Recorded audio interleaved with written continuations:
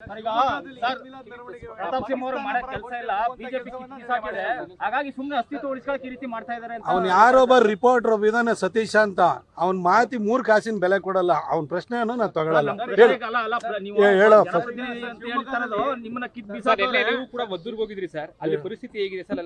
ಅವ್ರ ಜೊತೆ ಎಲ್ಲ ಮಾತಾಡಿದ್ರಿ ಸರ್, ಹೇಗಿದೆ ಸರ್ ಪರಿಸ್ಥಿತಿಯಲ್ಲಿ? ಮದ್ದೂರಿನಲ್ಲಿ ನಿನ್ನೆ ನಮ್ಮ ಪೊಲೀಸರು ಅಲ್ಲಿ ಬೆಳಗಿನ ಜಾವ 3 ಗಂಟೆವರೆಗೂ ಕೂಡ ಕಾರ್ಯಪ್ರವೃತ್ತರಾಗಿ ಸುಮಾರು 21 ಜನರನ್ನ ಅರೆಸ್ಟ್ ಮಾಡಿದ್ದಾರೆ. ನಾವು ಅವರಿಗೆ ಸ್ಪೆಸಿಫಿಕ್ ಆಗಿ ಹೇಳಿದ್ದೀವಿ, ಮಸೀದಿಯ ಕಮಿಟಿ ಇರುತ್ತೆ, ಅಲ್ಲಿ ಮುಲ್ಲಾ ಇರ್ತಾನೆ, ಒಳಗಡೆ ಕಲ್ಲಿನ ಹೆಂಗೆ ತೊಗೊಂಡೋದ್ರು, ಲಾಂಗನ ಹೆಂಗೆ ತೊಗೊಂಡೋದ್ರು, ಆ ಮುಲ್ಲಾನ ಮೇಲೆ ಕೇಸ್ ಹಾಕಬೇಕು, ಅವನ್ನ ಅರೆಸ್ಟ್ ಮಾಡಬೇಕು, ಸಮಿತಿಯವ್ರನ್ನ ಇದಕ್ಕೆ ಎಲ್ಲರನ್ನು ಬಂಧಿಸಬೇಕು ಅಂತ ನಾವು ಕೇಳ್ಕೊಂಡಿದ್ದೀವಿ. 21 ಜನ ಬಂಧಿಸಿದ್ದಾರೆ. ಆನಂತರ ಅವರು 2 FIR ಮಾಡಿದ್ದಾರೆ, ಅಲ್ಲಿ ಹೆಸರುಗಳನ್ನು ದಾಖಲು ಮಾಡಿಲ್ಲ. ಹಾಗಾಗಿ ಯಾರ್ಯಾರು ಇದ್ದಾರೆ ಅವ್ರನ್ನೆಲ್ಲ CCTV ಫುಟೇಜ್ನಲ್ಲಿ ನಾವು ನೋಡಿಬಿಟ್ಟು ತಗೊಂಡ್ಬಂದು ನಾವು ಕೇಸನ್ನು ದಾಖಲು ಮಾಡ್ತೀವಿ ಅಂತ ಹೇಳಿ ನಮಗೆ ಭರವಸೆ ಕೊಟ್ಟಿದ್ದಾರೆ.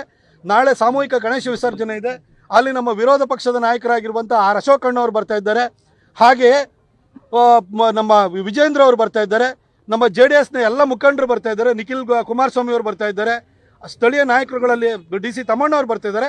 ನಾವು ಅಲ್ಲಿ ಬಂದಾಗ ಏನು ಮಾಡಿದಿರಿ ಅಂತ ನಾವು ಕೇಳ್ತೀವಿ. ಪೊಲೀಸ್ ಇಲಾಖೆಯು ಕೂಡ ಕೆಲಸವನ್ನು ಮಾಡ್ತಾ ಇದ್ದಾರೆ, ಅವ್ರಿಗೊಂದಷ್ಟು ಕಾಲಾವಕಾಶವನ್ನು ಕೊಡಬೇಕು. ಅದಕ್ಕೋಸ್ಕರ ನಾಳೆ ಹೋಗಿ ಅವ್ರ ಹತ್ರ ಏನೇನು ಪ್ರೋಗ್ರೆಸ್ ಆಗಿದೆ ಅನ್ನೋದನ್ನು ನಾವು ಕೇಳ್ಕೊಳ್ತೀವಿ. ಆದರೆ ಮುಂದೆ ಈ ಥರ ಘಟನೆಗಳು ಸಂಭವಿಸಬಾರ್ದು. ಯಾಕೆಂತಂದರೆ ಕಳೆದ ಸಿದ್ದರಾಮಯ್ಯನವರು ಅಧಿಕಾರಕ್ಕೆ ಬಂದಾದ ನಂತರ ಕೆರಗೋಡು ಪ್ರಕರಣ ಸಂಭವಿಸಿತು. ಕಳೆದ ವರ್ಷ ನಾಗಮಂಗಲದಲ್ಲಿ ಕಲ್ಲು ಬಿಸಾಡಿದ್ರು, ಗಣೇಶನ್ನೇ ಒಂದು ರೀತಿ ಅರೆಸ್ಟ್ ಮಾಡಿ ತಗೊಂಡು ಹೋಗಂಗಾಯಿತು. ಈ ಸರಿ ಮದ್ದೂರಿನಲ್ಲಾಗಿದೆ. ಶಾಂತಿಗೆ ಹೆಸರಾಗಿದ್ದಂಥ ಮಂಡ್ಯದಲ್ಲಿ ಇವತ್ತು ಅಶಾಂತಿಯ ವಾತಾವರಣ ಸಿದ್ದರಾಮಯ್ಯನವರ ಆಡಳಿತದಲ್ಲಿ ಇವತ್ತು ನೆಲೆಯೂರಿದೆ. ಇದು ಇನ್ನೂ ಕೂಡ ಸ್ಪ್ರೆಡ್ ಆಗ್ತಾಯಿದೆ, ಇಡೀ ರಾಜ್ಯಕ್ಕೆ ಸ್ಪ್ರೆಡ್ ಆಗ್ತಾ ಇದೆ.